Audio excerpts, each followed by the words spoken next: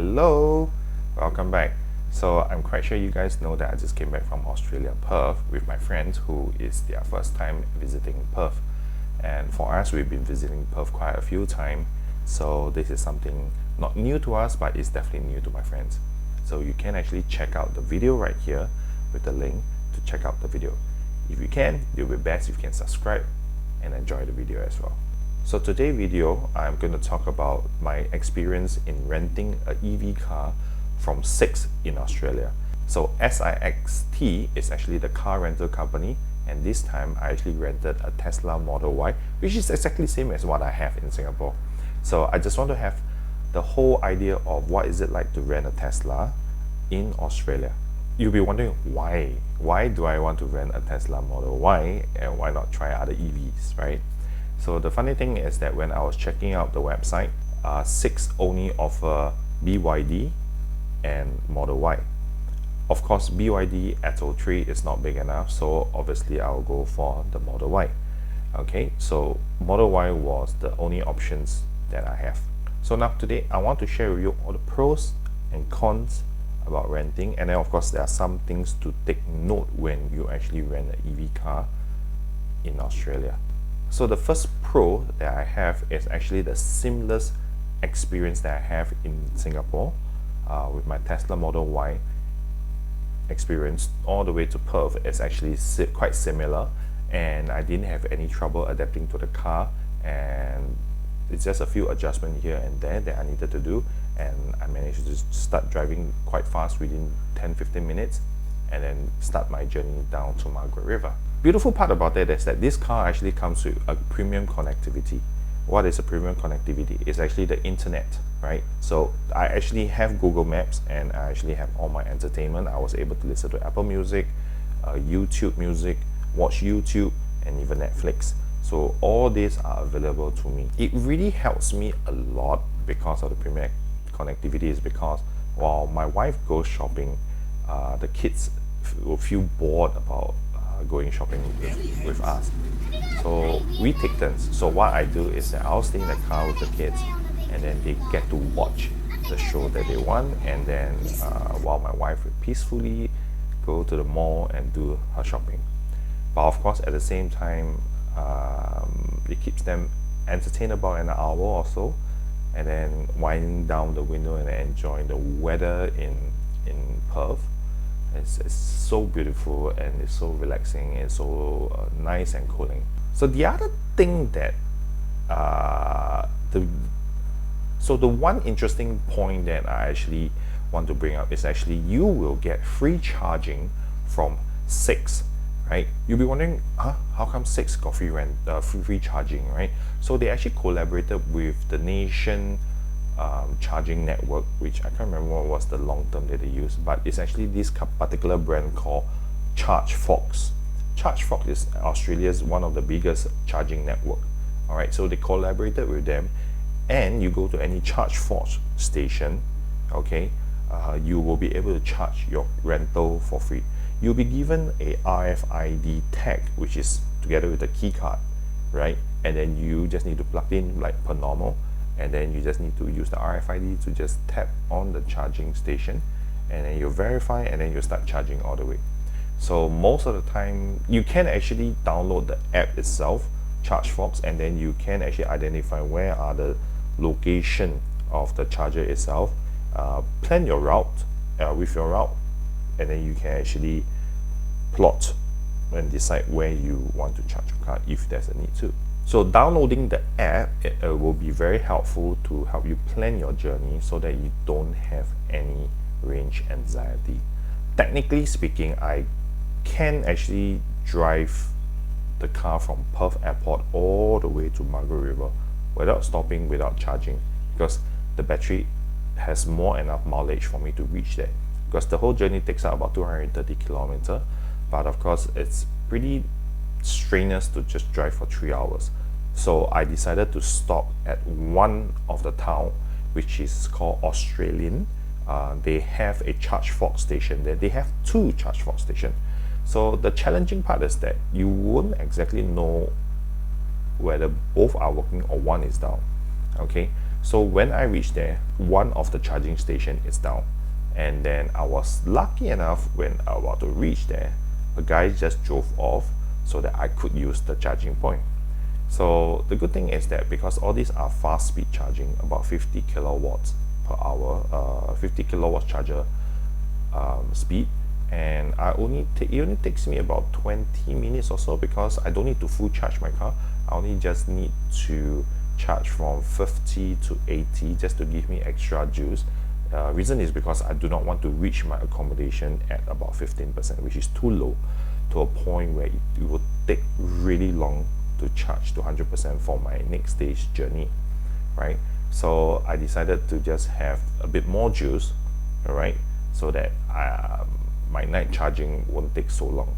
So the other thing that I want to talk about is actually the car rental actually comes with a universal mobile charger. Of course, it comes with an Australia pin. So the good thing is that my lodging, my place, the place that I stay at, okay, the car porch area has power points. I was lucky enough that I was able to charge my car to 100% every night. So I did not have any range anxiety at all, because I was able to leave my location to all different destinations within Margaret River with 100%. So the good part about it is that it is a slow charging, but you can charge from the lodging itself, and you don't have to worry so much about it the next day.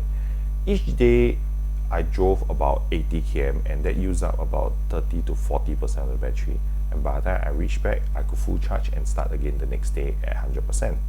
So technically speaking, I didn't have to worry. But one thing you need to take note is that Australia PowerPoint only charges, or rather power at 10 ampere. So make sure that you do not exceed 10 ampere, because that can be a dangerous thing, because it can burst into fire because of the heat, and then it can actually cause a lot of trouble. So that's something that you need to take note when you are bringing, if you choose to bring your own mobile charger to Australia.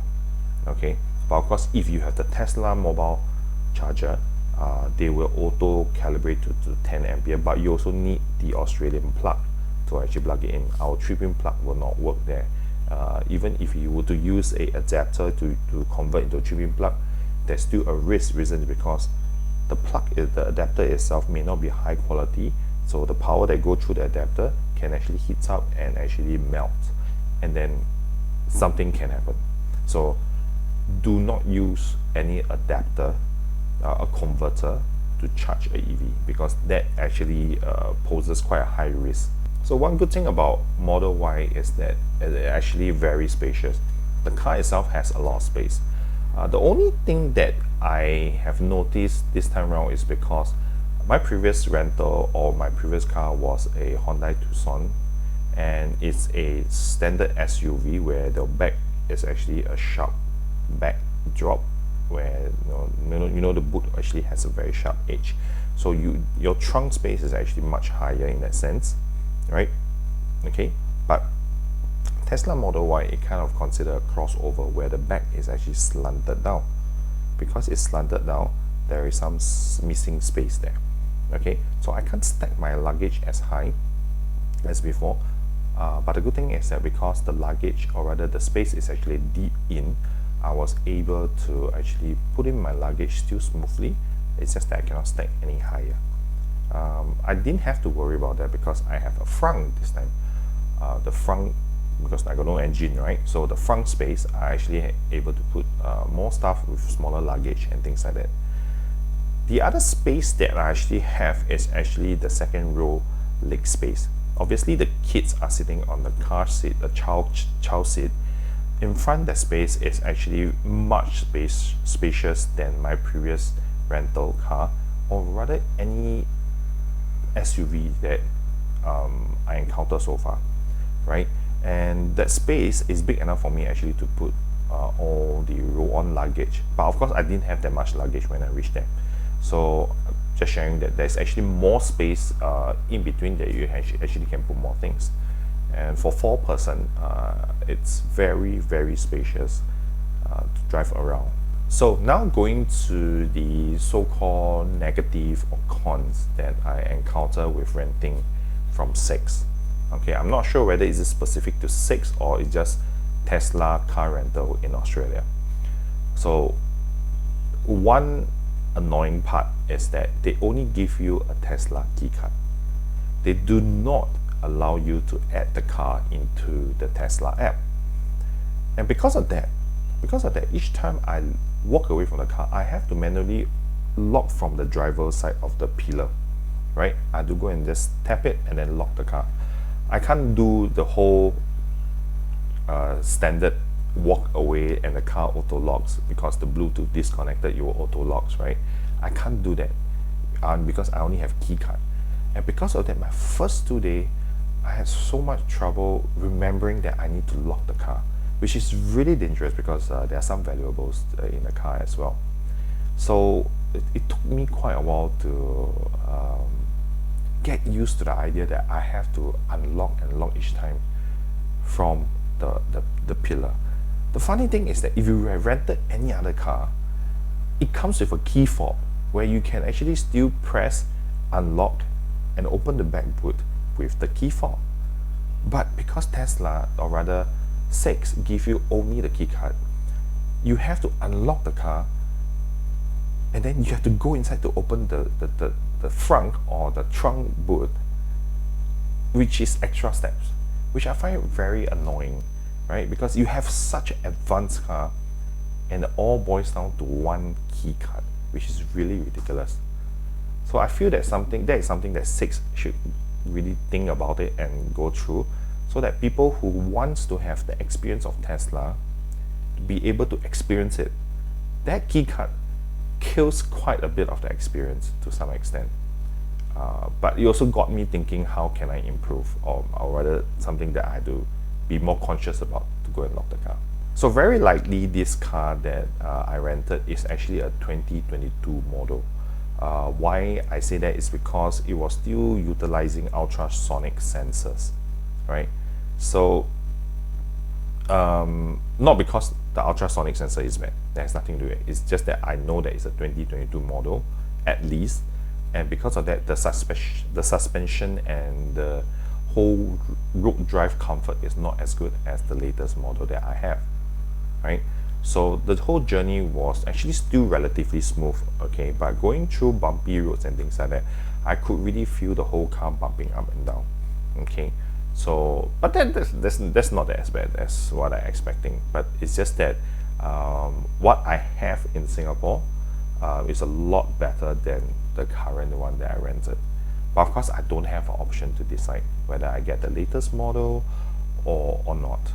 All right, so this is what is in their fleet, and this is what's given to us. So that's something that you need to take note, or need to keep in mind, that you will not get the latest model. So the other weird experience that I had was that the car came in a very weird smell, right? The smell is not all bad. The smell is kind of stale. It's like your cupboard full of clothes, but you didn't open it for months, and then when you open it, it has this a bit of stale smell, right? So the car kind of had the same. So I'm not sure whether is it poorly maintained or the car has not been out for very long. Okay. In fact, the car mileage, the total odometer was 33,000 kilometers. So it's quite a well-driven car, but it's not a very well-used car as well. So I'm just wondering why there is a smell, because well, every other rental every time I go to Australia, I rent the car from Sixt, they will all comes in a very nice new smell, clean smell, and have no issue with it. But this time around, this Tesla actually came with a very stale smell. So we had to air the car by opening the window, and then we had to use our own essential oil, just to air up just to make the car smells a bit nicer and things like that. So that's something that got us a bit uncomfortable, but it's still okay, not that bad, because the smell kind of move away in about half an hour time when we drive. And of course, I believe our nose got used to the smell and probably don't even know that the smell is there. The other thing that I also noticed is that because you know how our Tesla Model Y or Tesla car itself actually telling you tells you the car tire pressure, the PSI. So this car came with very uneven tires. I was a little surprised that they didn't maintain the tire pressure, or all four tires range from 40 to 45 PSI, which is very ridiculous. It's like 41, 40, 45, 42, or even 43. It's totally uneven. And then, so that is something that I couldn't accept, because the thing is that tire pressure actually affects the mileage as well, right? So the following day, after I drove to Margaret River, the following day I just go to a petrol kiosk and then I try to balance out the four tires, just so that I have better mileage and things like that. So that's something that I'm a little surprised that they don't maintain it. So I'm not sure, is like I said before, if the car was in the storage for quite some time. Okay, so here are the next few points that I want to talk about, something you take note about when you do a car rental. So first thing first, always take a picture of your car before you start driving, so that you have a record of your car condition before you drive. This is my friend who taught me, right? He told me that you should take a picture before and after when you return the car, just so that the damage will not fall onto you if it's not done by you. The car company will not randomly charge you for any damages and things like that. So that's the first thing you should do when you actually receive. The other thing that I did quite often was actually to top up the wiper fluid, because driving in Australia is that there's always a lot of bugs hitting the screen, you know, and then your screen is always very dirty. So I actually use up quite a lot of water just to clean the screen when I'm driving this time around. I think I total in 10 days I top up about 3 to 4 times. That's really a lot of water for a wiper. I actually never use so much wiper fluid so much, but I realized that this time around was a lot more than usual. So the other thing that I talk about is actually balancing the wheel tire. Of course, I'm not talking about tire rotation. I'm talking about the car tire pressure. So that is something that you can do, and if you see a petrol kiosk, just go ahead and then balance out the four wheels, so about 42 psi. It can be less, can be more, but most importantly is that all four tires are balanced with the same psi. That should help you improve the mileage. Now, because you are traveling with kids, I think it's quite important to bring a portable vacuum or a handheld vacuum. You don't have to be those very strong or big kind of vacuum. I think it's relatively important to keep the car clean, especially when the kids eats in the car. That's one. And then when they go into some sandy places, and of course they doesn't know that they need to dust their feet before they enter the car, right? Because Tesla car within is a lot of velvet material. So the moment you step in, the sand and stones will be all caught on the velvet. And literally, when that happens, I was quite triggered in the sense that, oh my gosh, the car is so dirty and things like that, and I had to do a lot of cleaning. After all, we are traveling with the car for 10 days. I think it's really important to keep the car clean as well, and of course not to return the car in a very bad condition. We do not want to reflect ourselves as a bad user, you know. So you do want to keep the car clean if possible. So when you return what it is given to you. Now, the other thing that you should do is actually study your location. Meaning, what I'm talking about is actually the charging points. You have to download the ChargeFox app, all right, and then using the app to actually to understand where you're traveling has a certain ChargeFox charge station, so that you can actually casually plan a route in that direction where you can actually just stop by for 10 minutes and then move off, and then you can charge here for 10 minutes in the event that your lodging doesn't allow you to charge overnight. Okay, so that is something that you should study just as a backup emergency. So the good thing about Margaret River is that within the Margaret River there's Woodsworth. That Woodsworth itself has supercharger and destination charger. These two alone is actually really helpful. In the event that you cannot use the ChargeFox station charger, in case they are down or things like that, you still have Tesla supercharger. So Tesla supercharger in Margaret River is really helpful. I'm not sure whether those chargers are actually open up to other brands. In Australia, I understand that it does open to other brands, but I'm not sure is it in Perth or in Sydney or Melbourne. I'm not sure. Yeah, so that's something that you can actually figure it out when you're there, or you can ask the question. But I did my experience was that, I mean, I did ask the staff whether Tesla supercharger is free. They actually said they have no idea and they do not think that it's free.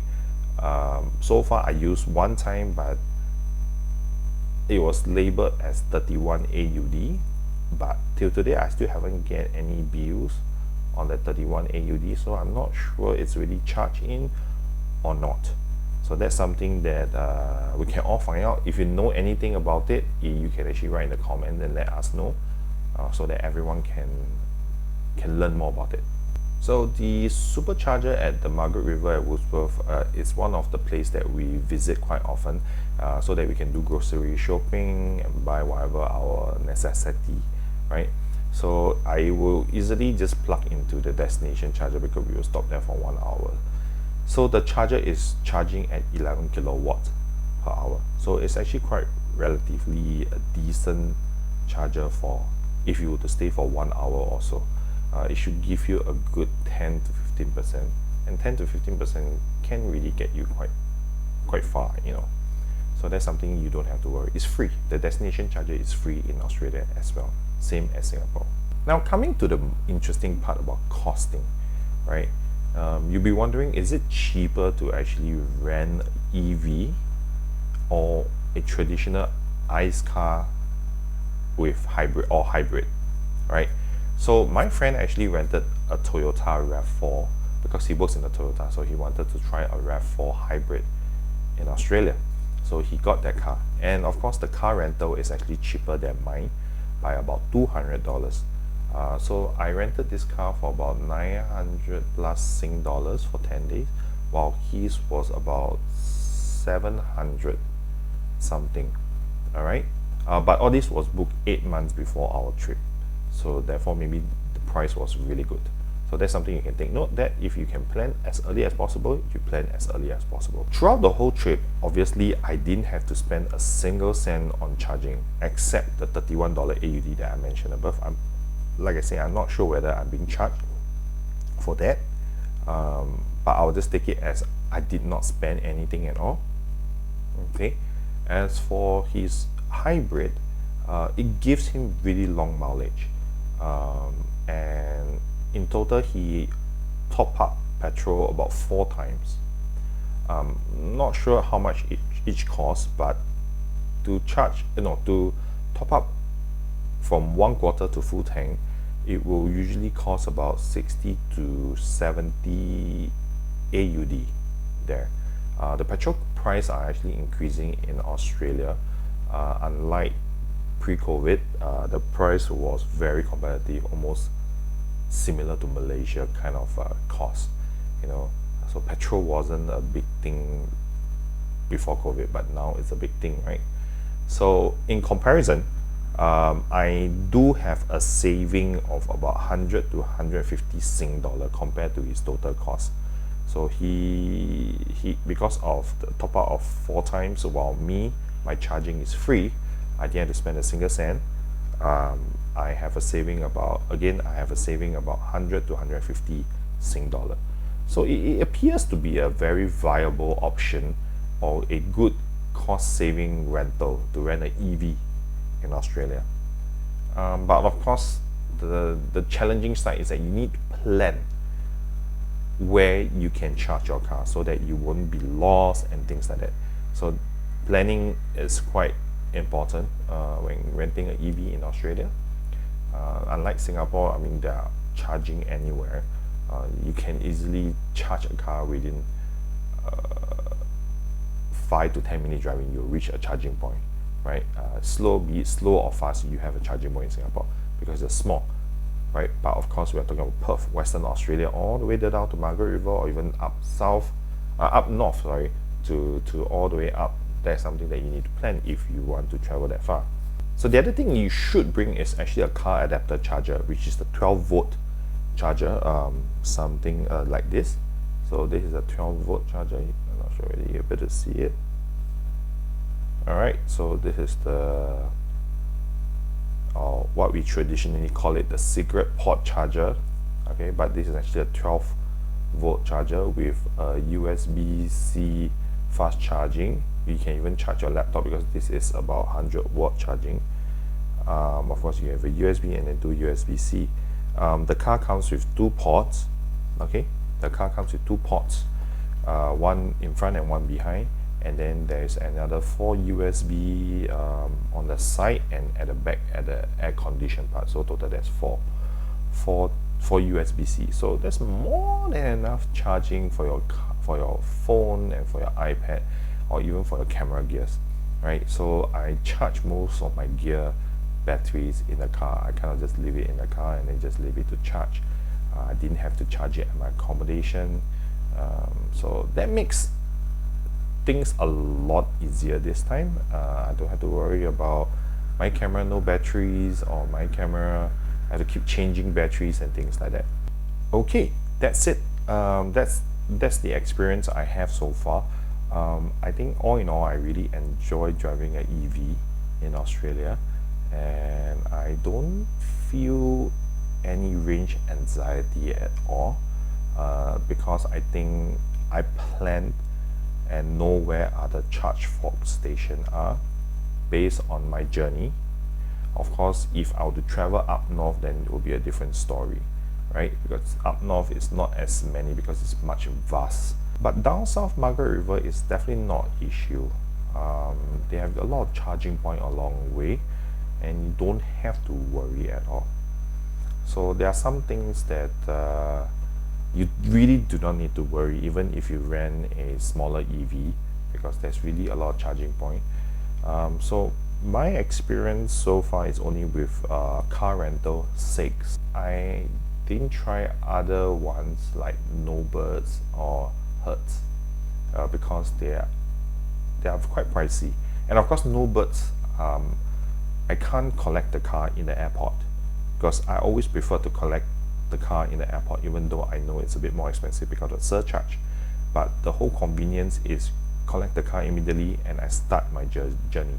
While compared to Snowbirds, it's actually off airport, where they will actually, you have to call and then the shuttle will come pick you up, and then pick you up with your luggage and family, everything, and it brings you over to that location. Is about only like 5 to 8 minutes away, and then you pick up your car and then you start your journey from there. So if you arrive in the daytime, it shouldn't be a problem.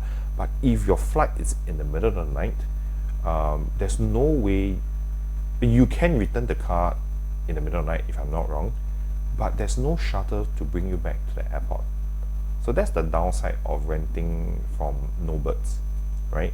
And they can give you an option of returning the car in the airport itself, but I tried to inquire once that the cost actually came up to about the same price as renting from Sixt or Hertz.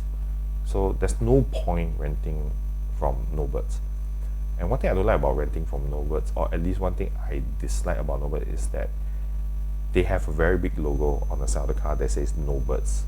It's pretty obvious that you are letting the whole Australia know that you're on rental car, and I'm not sure that's a good idea, letting people know that you're on rental. The reason is because they will know, especially those car theft, they will know that you are a car rental, you are covered by insurance, and they will try to break into the car and steal your things, knowing that your car is a rental. So that's the downside of having a big logo at the side of the car that says that Snowbirds, you're on the car rental, right? But it seems like Snowbirds are one of the biggest car rental in Perth. So that is something you can actually check it out, and I'm quite sure they are a lot cheaper than other company as well. So that's it.